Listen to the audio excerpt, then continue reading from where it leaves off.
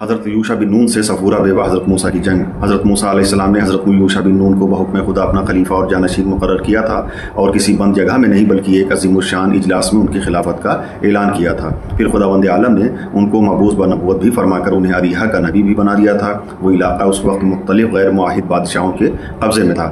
حضرت یوشع بن نون کو جو خداوند عالم کی طرف سے پہلا حکم آیا تھا وہ فتح اریحا کا تھا۔ حضرت یوشع بن نون نے فتح اریحا کی جدوجہد شروع کی اور اسے شاندار طریقے سے حاصل کیا۔ اریحا اس ارض مقدس کا مرکزی مقام تھا جس میں بیت المقدس وغیرہ شامل تھے، اور جسے خداوند عالم نے بنی اسرائیل کو عطا فرمانے کا وعدہ کیا تھا۔ حضرت یوشع بن نون نے جب ساری ارض مقدس پر قبضہ کر لیا تو دو منافقوں کے ورغلانے سے ان کے بھائی یعنی حضرت موسیٰ علیہ السلام کی بیوہ صفورہ بنت شعیب ان کے خلاف ہو گئی، اور اس نے ان سے نبرد آزمائی کا فیصلہ کر لیا۔ اس کا کہنا تھا کہ موسیٰ علیہ السلام کے بعد بنی اسرائیل کی سرداری کی میں حقدار ہوں۔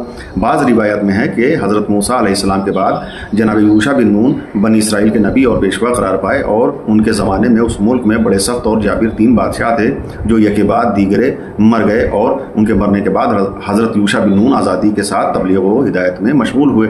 اس عرصے میں دو منافقوں نے جو قوم موسیٰ سے تھے یوشع بن نون کے خلاف سازش کی، اور حضرت موسیٰ علیہ السلام کی زوجہ بیوہ صفورہ یا صفیرہ بنت شعیب کو اپنے ساتھ ملا کر لشکر تیار کیا اور یوشع کے خلاف بغاوت کر دی۔ چنانچہ جنگ ہوئی اور حضرت یوشع کو فتح ہوئی۔ کچھ قتل ہوئے اور کچھ بھاگ گئے، اور صفورہ اسیر ہو گئی۔ حضرت یوشع نے حضرت موسیٰ کا احترام کرتے ہوئے اس کو دنیا میں معاف کر دیا اور آخرت کا معاملہ خدا کے سپرد کر دیا، اور کہا کہ قیامت میں تیرے شوہر حضرت موسیٰ علیہ السلام سے جب ملاقات ہوگی تو یہ سب کچھ سناؤں گا جو کچھ تو نے اور اس قوم نے میرے ساتھ کیا ہے۔ یہ سن کر صفورہ واویلا کرنے لگی اور شرمندہ ہو کر واپس ہوئی۔ روایت کے مطابق اس جنگ میں 70,000 آدمی مارے گئے۔